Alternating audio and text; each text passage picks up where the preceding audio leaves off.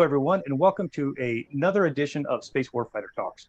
I'm your host, Bill Wolf, the president and founder of the Space Force Association, and I'm honored today to have with us personnel from the 392nd Combat Training Squadron, Lieutenant Colonel Harris, Major Vlahos, and Captain Pruseimer. So thanks so much for being with us today.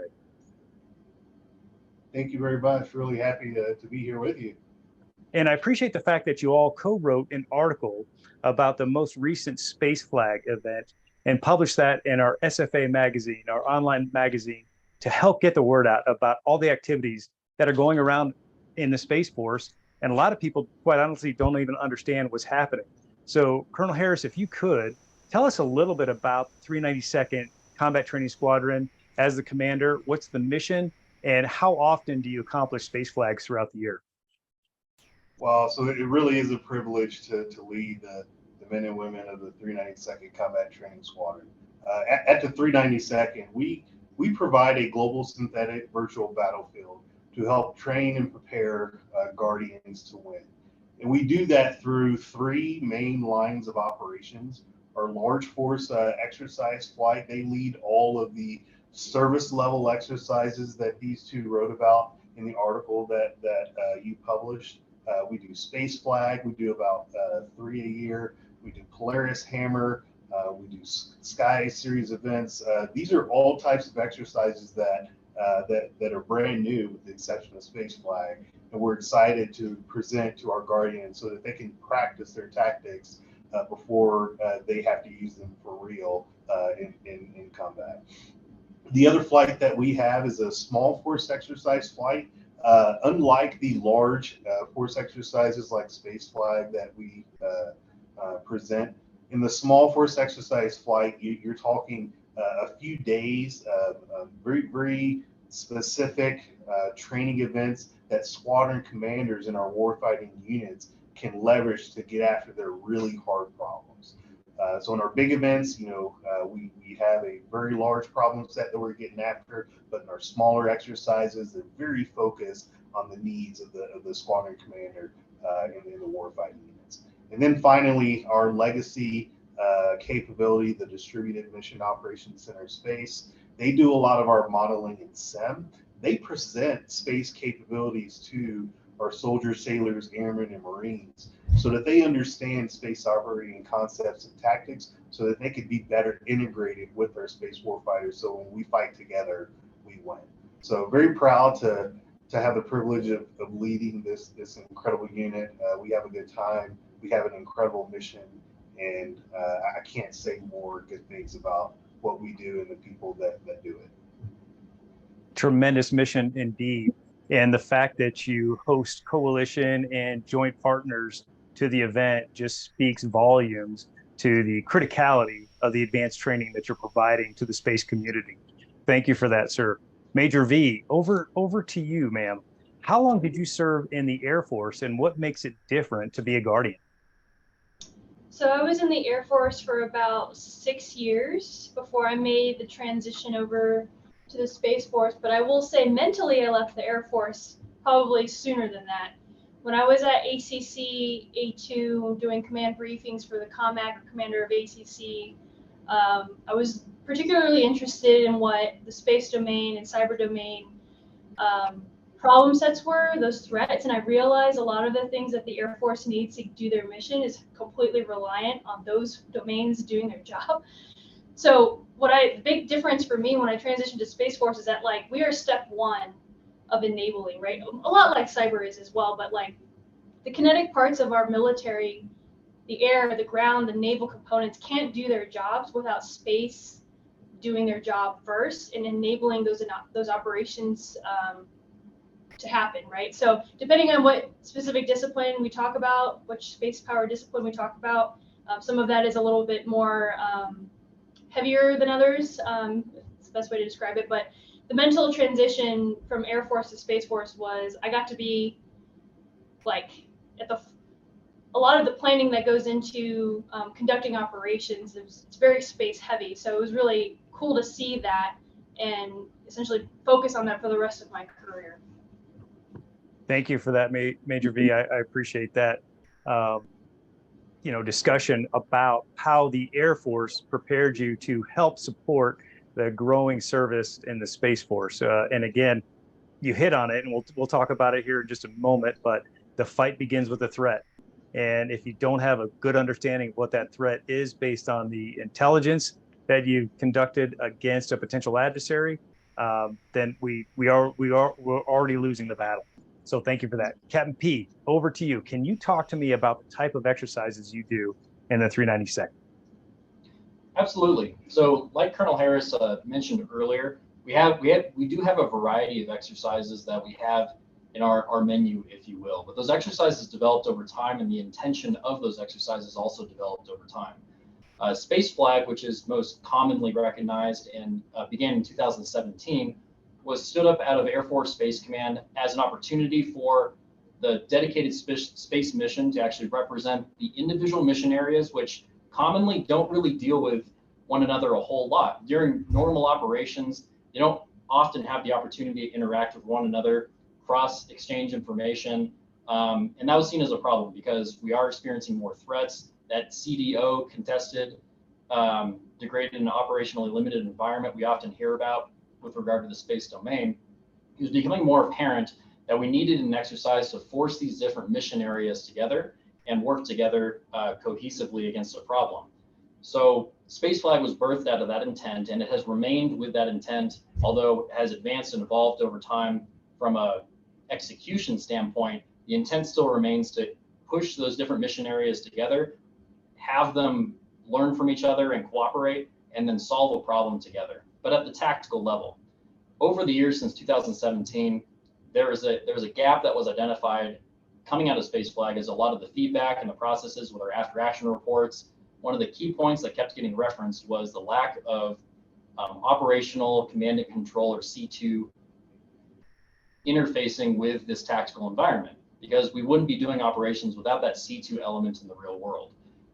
Although it would bog down the intent of Space Flag, and it would extend the exercise quite a bit in order to involve those C2 elements, the need still remains. So the idea for Polaris Hammer, which Colonel Harris mentioned before, was thought up. Polaris Hammer being the C2 kind of equivalent or mirror of Space Flag, representing multiple mission areas and the C2 structures associated with those mission areas and the cooperation required to get after a specific problem related to the space domain. So Polaris Hammer was birthed. We actually had our first one this year in February, and had a lot of learning come out of that, a lot of opportunity for growth and improvement, and really awareness of what this exercise can offer. But we also identified the gap between seeing what the C2 looks like from their level down to the tactical level, down to the actual operators, because I know we may talk about it here in a little bit, but Space Flag represents the missions. However, we don't actually see those operators on console operating their actual weapon systems, actual live components in the exercise, just because of how we operate the exercise with our capabilities. So there's a need to represent both that element at the tactical level, but also the C2 element and what that exchange looks like real time. That basically birthed the intent for the Sky series, is representing that C2 element and that tactical, actual live system element, real time, attacking a similar problem, or maybe a very narrow problem associated to that mission area, and then representing that for multiple series. The ones we've had so far are Black Skies, which represents our SEW. Major Vlahos was a director for one of our Black Skies exercises this year. And Red Skies, which is focused on orbital warfare. I'm sorry, SEW, Space Electronic Warfare, OW, orbital warfare. And the one we're developing right now is Blue Skies, focused on the cyber elements associated with space mission areas. So understanding, again, that C2 element bridged down to the tactical, actual live system elements, real time, for a given scenario that is probably pulled off the shelf from an element of Space Flag, if I were to be honest. That's the direction we're trying to move, is incorporating these exercises on a level that you can say, this piece of it was from a larger scenario that already exists. This piece of it was from the overarching scenario that we see elements of in these other exercises. We want to be able to leverage our experience, our talents across the board with our exercises. Thank you, Captain Prusmeyer. That brings up a lot of important points. Probably one of the most important points, and General Salzman talks about this, is, some of the systems that are being delivered to our space warfighters right now don't have advanced trainers that go with them. And so that is a problem, I think, that you experience in trying to provide that advanced training piece in that broader scenario, is you can't plug in these various systems into that large force employment exercise that you referred to. Very important points there. Colonel Harris, from a testing, tactics, and training perspective, that make up a unique cycle for Guardians. Is Space Flag part of that larger effort, and how does that cycle fit in to delivering opportunities back to the acquisition community about future needs? So it is a part of that cycle. Thank you for that question.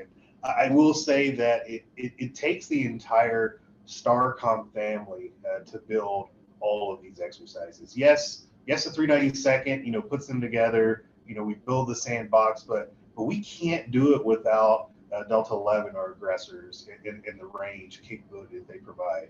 We can't do it without the testers in Delta 12 who sometimes uses Space Flag or Polaris Hammer or Name Your Exercise to test various capabilities. When we're done with our exercises, there's a lot of learning that occurs, and we've got to document that.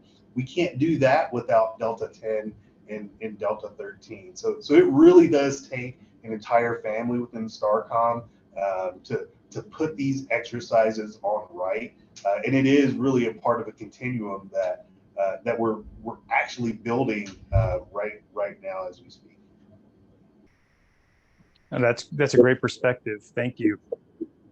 Major Vlahos, as an intel officer, I bet you bring a unique perspective to training Guardians. Can you describe that perspective?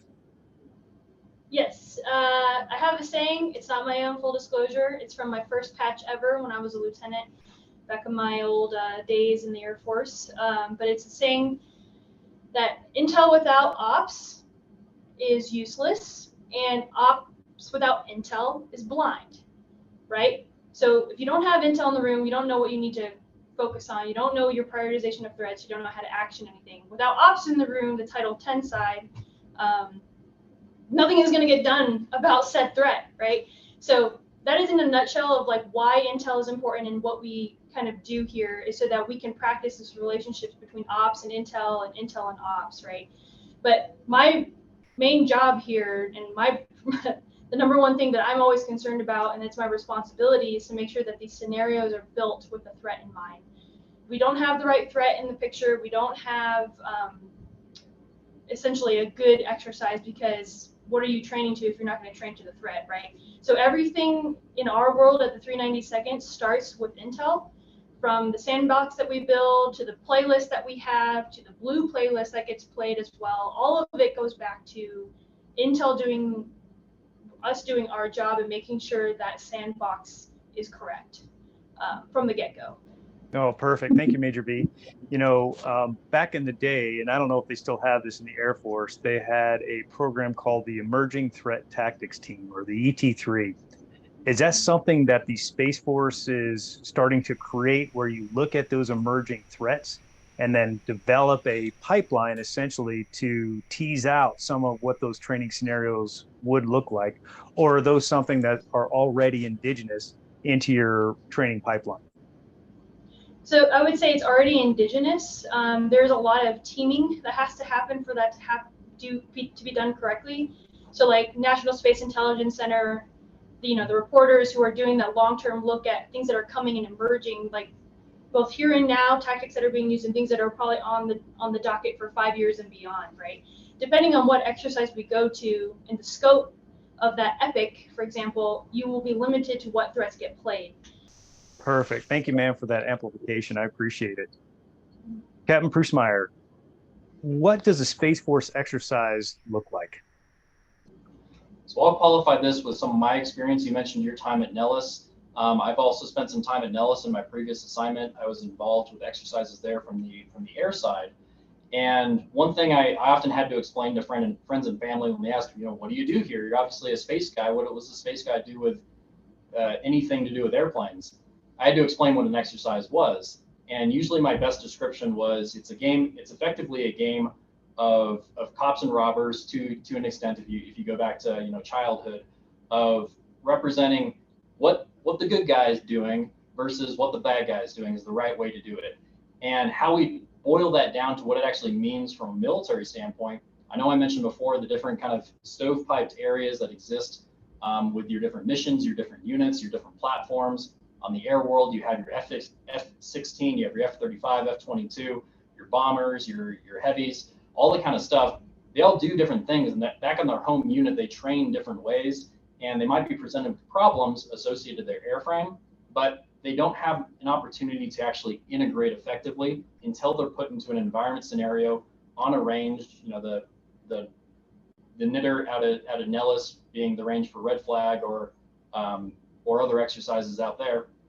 That's how they come together. That's how they have the opportunity to have the sandbox with the associated threat, with the thinking adversary, the aggressors that Major Vlahos was talking about. So how does that translate to the space world? Because it's very similar in terms of construct, but obviously the way we execute is a little bit different. So what an exercise looks like from the space perspective is, again, bringing those different mission areas that normally don't cooperate or don't necessarily communicate during normal operations very often, and telling them to come together with a given problem, with the scenario, based on the threat, based off of guidance and intent and the threats that exist that are defined by intel. How do those systems come together effectively? We put them in, but one thing we can't do that is similar to the air world is we only have a few different satellites that represent a different mission area, maybe even one satellite that is representative of that mission area. We don't have 200 F-35s or 500 F-16s, many of which are dedicated to training and dedicated for live action. They can be refueled, they can be serviced. We can't do that with our space systems effectively, at least not where we are right now. So we need to give them, those mission areas, an opportunity to represent their mission system, their weapon system, in an environment that is effective, accurate, and obviously safe for the actual weapon system itself, because we don't want to degrade the lifespan of that unit. So we bring them into a synthetic environment, like Colonel Harris said. We bring them into an environment that is physics-based, that is representative of what their system would be handling and dealing with in the real world, to the best of our ability from an exercise standpoint.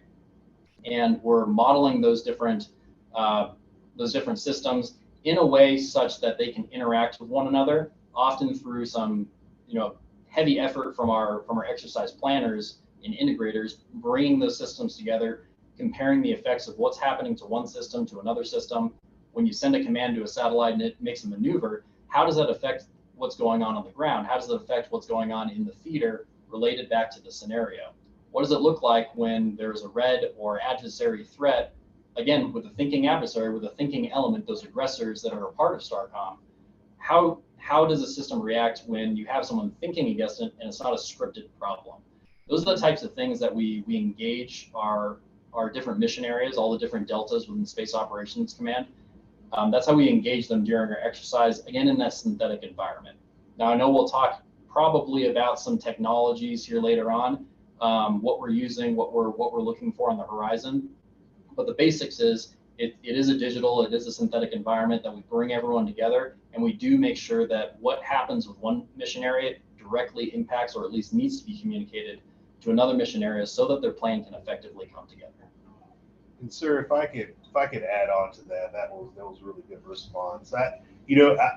Having been served, like 16 years in the Air Force, and then come over and spend some time in the Space Force, watching these Guardians, the Guardians from Space Operations Command, perform and operate their weapon system is, in any of our exercises, is truly remarkable. I'm glad I'm not the enemy. When it's hard as a commander, I'm not supposed to be, in the middle of the exercise watching every single thing, but it's really hard to be pulled away when you're watching young specialists, lieutenants, captains, building mission plans, making decisions that in the real world will probably be made by general officers, and watching them, the innovation, and it's just truly remarkable watching them do that.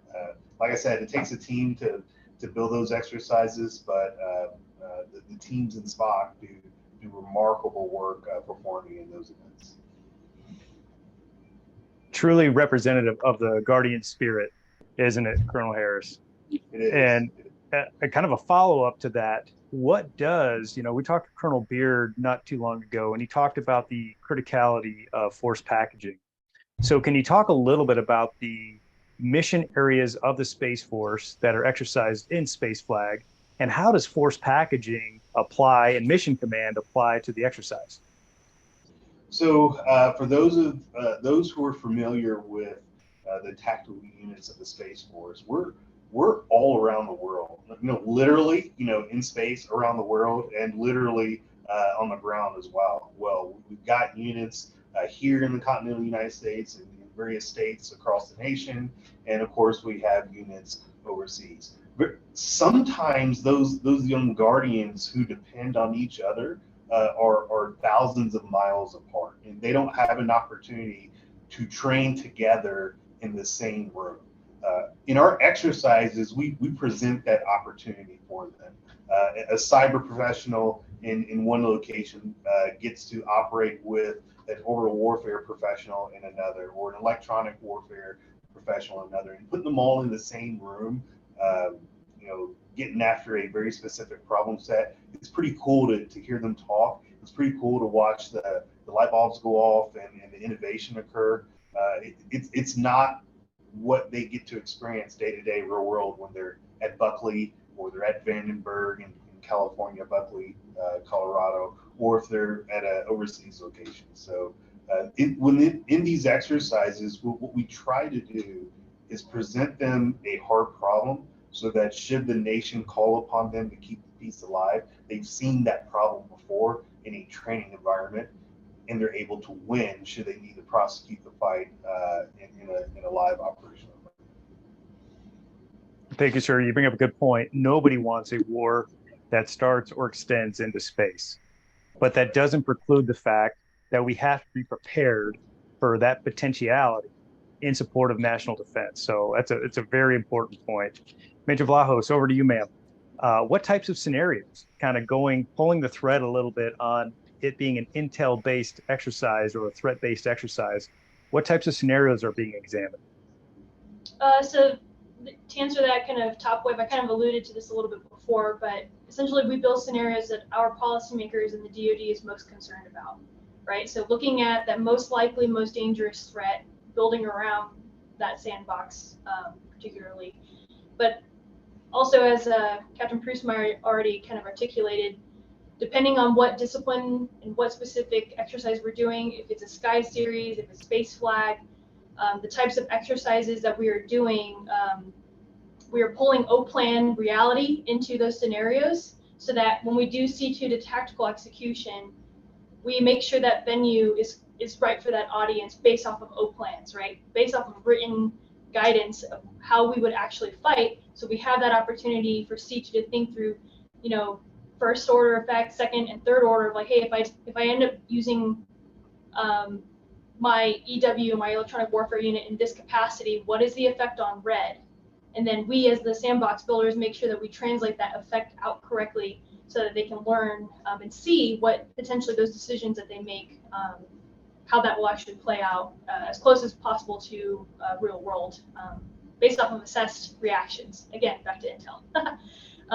But those scenarios, again, just in a nutshell, they're based off of O-plans, right? Things that are actually on the shelf ready to be executed if we need to execute them. That's a really good point you bring up about O-plan relevance. I know back in the day, it was pretty generic. Whenever you looked at the space section in an O-plan, it said, two things.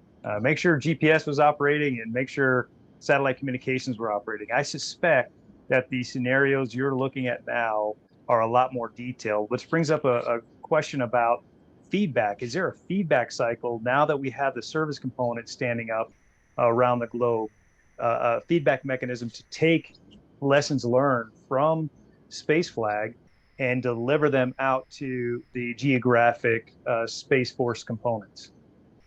Right. So because the components were like stood up yesterday, not actually yesterday, right, but very, very recently, the feedback process right now isn't exactly finalized, right? our feedback process as we have right now for documentation of how things go from a party planning lens, which is a 392nd responsibility of how we put on exercises. We put those into joint lessons learned systems. But we are 100%, especially being an intel officer and understanding prioritization of threats and how you actually go off of them. The operational relevance that gets exercised at these events have to be outbriefed to the components, not only to be like, hey, FYI, if you haven't done your homework yet on target nomination and target prioritization, here's what we did within our scope, based off of what we know about the O plans, based off of what we know about the threats, and being able to use that that tactical level expertise in our Guardians in SPOC to then inform the components. Here's how you should probably do XYZ thing there. No, that makes sense, and I suspect you'll probably see this demand in the future where what you propose is exactly right. You'll see the components wanting to show up, teasing out those specific ConOps to make sure that those quote unquote contracts are in place between the various componencies. So very well put, and a very important point. Captain Prusmeyer, you said it before. What are the current technologies for the training? So I know a lot of people have, a lot of industries working on a lot of different technologies. What are the technologies you're currently using in support of Space Flag? So with Space Flag, we are actually using state-of-the-art modeling software that we use to represent the orbital environment and the systems in that environment. One of the drawbacks of using that software is it is dedicated to modeling. It isn't like Colonel Harris's reference before. It isn't focused on modeling and simulation, modeling and wargaming. And that's one of the things we actually lack with this modeling software. And it's something that, although it provides us a high level of accuracy for the type of environment we're operating in, we're looking toward, we need to develop solutions in order to bring it to a wargaming capacity. Where we're trying to go, what we have right now, though, works from a standpoint of actually delivering that wargaming environment, again, from that representative orbital environment, but also translating it to the other mission areas through means of having the experts in the room to communicate what happens between one system and another through our different scenarios, our types of events, the consequences associated with something that happens in one environment, translating it to another. If I'm talking about orbital warfare, translating to a space electronic warfare environment where those systems don't exist in space, they exist on the ground. What does it mean if a satellite is disrupted in space, but that's the satellite that someone is trying to target, trying to interfere with on the ground? How are those relationships represented? We have a heavy hand in having the experts communicate those efforts back and forth in our current environment. Now, what this does demonstrate is our ability to exercise, even without probably the ideal kinds of modeling and sim environments that we would prefer. So, given a situation that we have modeling and sim and it's removed from us, we can still exercise our ability to operate. And I'd like to highlight that point in particular. It seems like what Space Flag is all about, Colonel Harris, is really focusing on the Guardian and talking about space superiority and what does a space superiority mission look like. So can you break down a day in the life of Space Flag, or what does the schedule look like at Space Flag? So right now, Space Flag is a 2-week exercise. The first couple of days, administration, getting folks checked in, understanding, getting their mindset into the exercise mode, so to speak. And then, they get familiarization with the simulators that we present to them, the problems that we're going to present to them if they're not familiar already, the facilities, and then we jump into the exercise. Intel briefs, hey, this is, you're no longer in the real world now, you're in an exercise world, and this is the problem that you're going to face. The threat has presented this problem set to our nation, and our nation has called upon you to go fight and win. Now build a plan that defeats this specific threat within these certain parameters. So the teams, then they go to their locations within the building here at 392nd, and they start planning. They start mission planning. They start asking tough questions amongst themselves. Again, These are questions that they wouldn't have the opportunity to ask if they were back at their home locations. So they ask questions amongst their peers. They ask questions to any senior leaders who were at the exercise, and of course they ask questions of our team, our exercise combat training instructors here in the 392nd.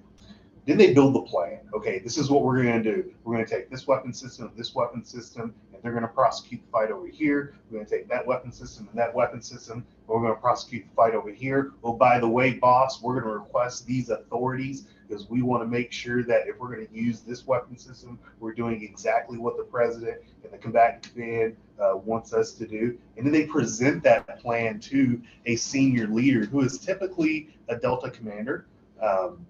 Sometimes a senior leader can be a general officer as well. And that senior leader will play in the exercise a specific position in the real world, so that the players understand the types of authorities that senior leader actually has.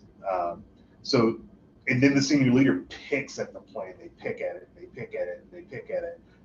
Weapons officers within the exercise will challenge the training audience. Hey, did you think about this? Did you think about that? I don't think you can actually do that. You might need to go back and replan.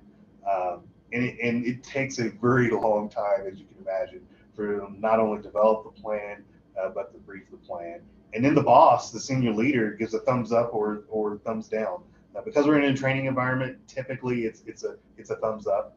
And then the next day, they go to their spaces that has a simulator that's geared towards their weapon system, and they prosecute the actual fight and execute the plan during a simulated execution that lasts for most of the following day. So then when that day is done, they debrief. Hey, this is what went well. This is what went not so well. This is what we learned, and then they do it again the next day.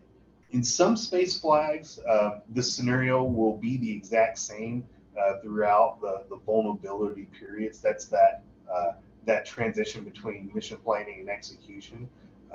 Sometimes the scenario is the same. So if you have problems in the first vol, you're going to experience those problems again in the second vol. If you lose a battle in the first vol, you're going to suffer the consequences in the second vol. If the losses get too great, then we have the capability to reset it and start all over. But to be honest, we want our Guardians to fail because we want them to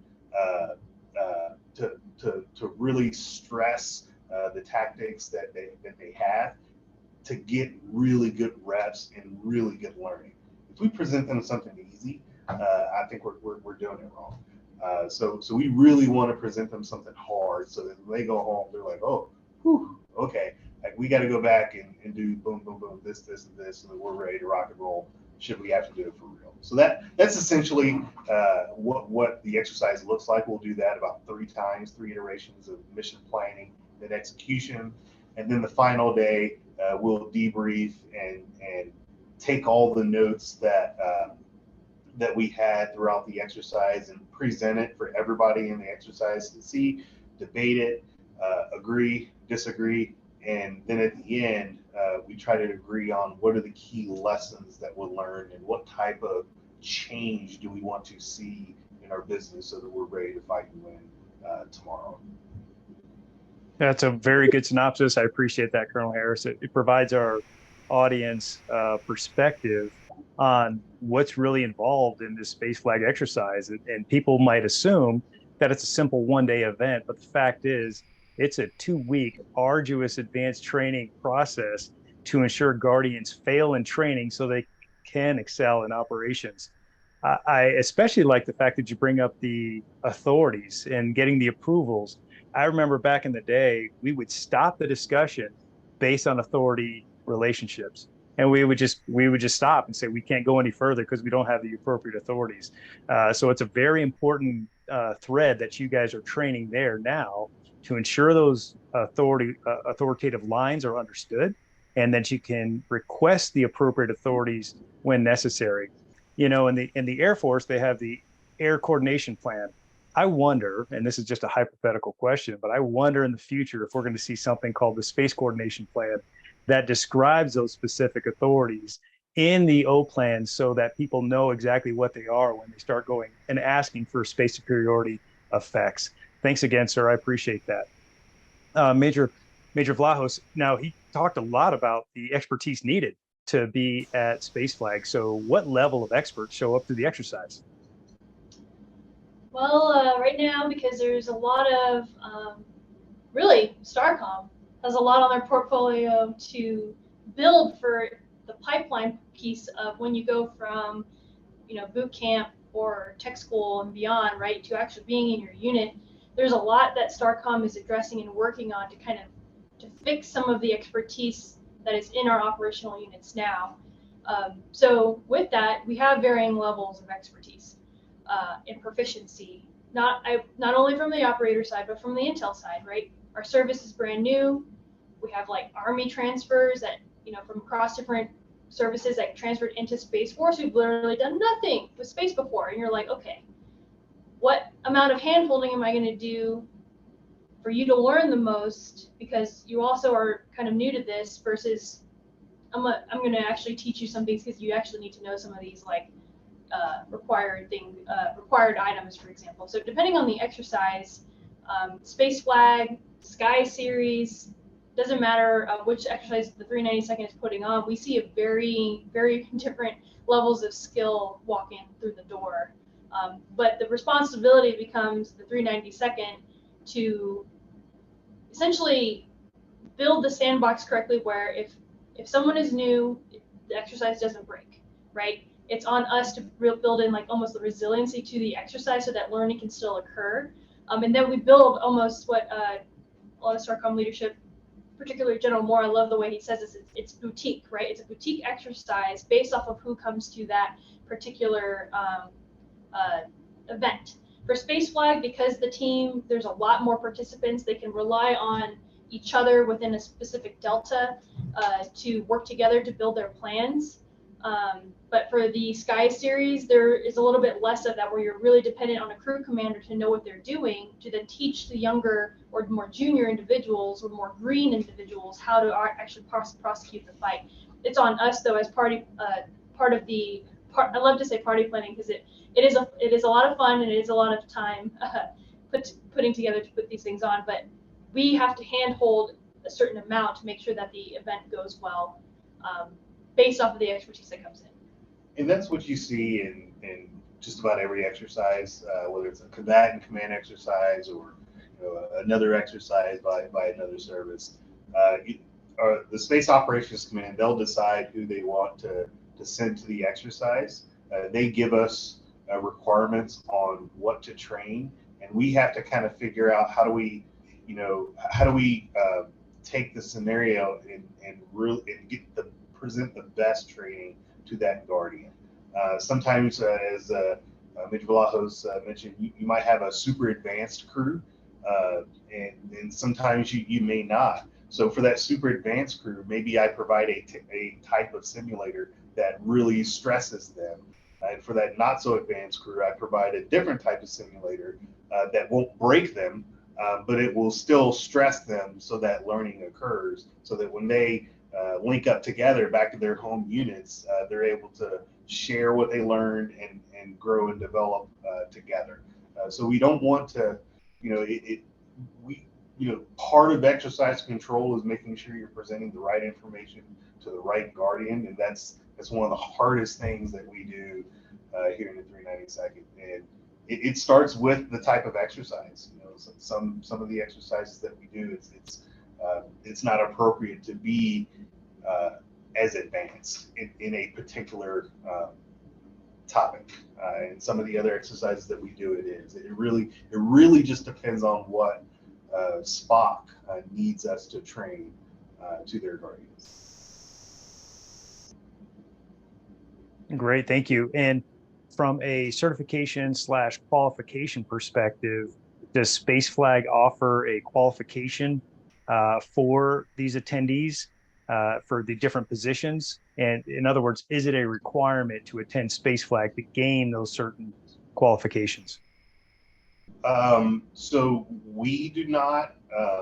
The only qualification that we could potentially provide is from any of our exercises is through space flag.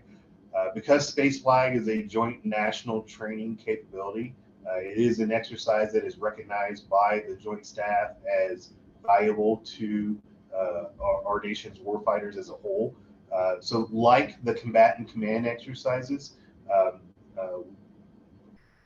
majors and above who come to space flag can get joint credit for going to that exercise. Our other exercises, because they're new, we haven't gone through the process and certification and accreditation process to get that level of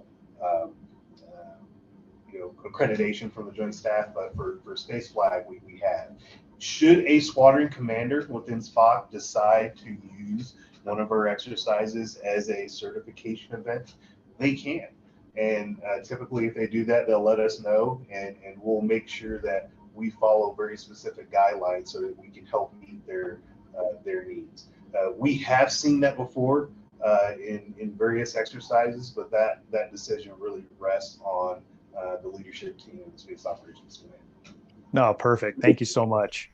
Captain Priestmeyer, how are tactics being captured? I'd like to say, how many tactics are being captured, and do those flow back into the TTP process? So during our exercise, we fully expect that with the advanced training objectives that are developed and molded into the exercise to work with the scenario, work with the environment, work with the types of weapon systems presented, the expectation is that the player audience, the exercise audience is using the associated tactics or the weapon system to meet those training objectives. Now, granted, the participants aren't intimately familiar with the training objectives when they're coming to the exercise. So it is somewhat of a surprise to them when they are presented with scenarios that are reflective of those training objectives. However, those training objectives are reflective of the tactics that are certified for their weapon system. So it's kind of this ecosystem of how we develop our exercises based off the training objectives associated with the tactics that exist at the unit. Now, granted, those tactics, like we've mentioned multiple times here before, those tactics are usually used in an environment that is a peacetime environment. They're using tactics, they've developed tactics to get after things, problems presented to them. They've thought through different problems if there was a threat, but actually presenting those tactics against a threat is not something that we experience during nominal operations on a regular basis. There's not a whole lot of opportunity to reflect those tactics.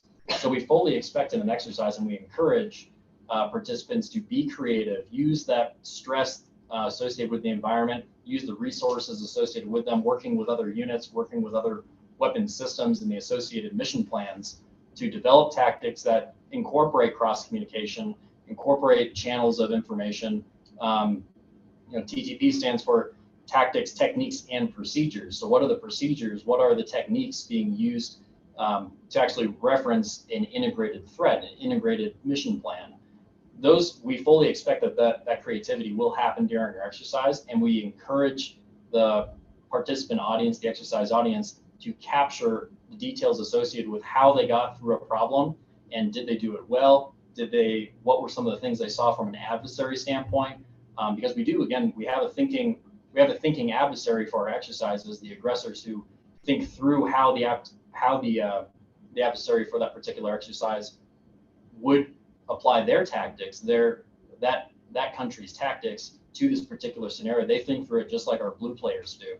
So what was the response of that red expert to the employed tactic, whether it was an approved tactic that was brought to the exercise and molded around the training objective, or whether it was a new idea that was developed during the exercise? What was the response? What was the thinking that went into it? We want our participants to capture all that information, and we use that or we have them present that information in our post-execution hot wash during the time span of the exercise event during those 2 weeks, at the very end of those 2 weeks. We capture that level of detail and put it on our subsequent report on the back end, so that leadership from those respective units is aware of what was presented in the exercise, what was thought through, and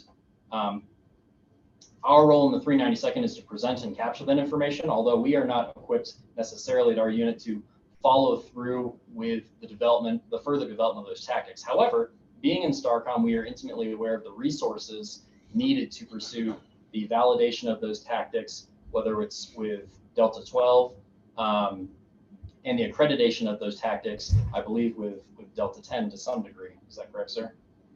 The accreditation?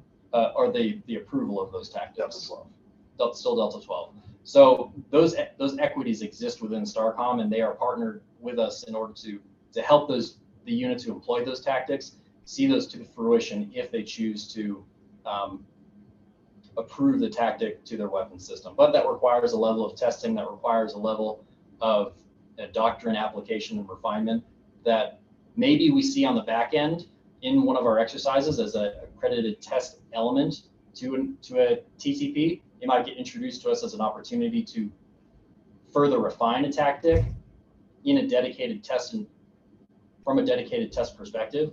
But like Colonel Harris said, we discourage units from bringing recognized but unapproved tactics to an exercise if the intent is not to further refine from a true test standpoint. So, sir, if it's okay, because we've said this a few times, the term a thinking adversary, and I really want to kind of hone in on that a little bit to kind of explain what that means, at least from my perspective, and really this is a shout out to Delta 11. I know you interviewed them recently, but you know they have teams of people, very small, incredibly capable teams that know the enemy.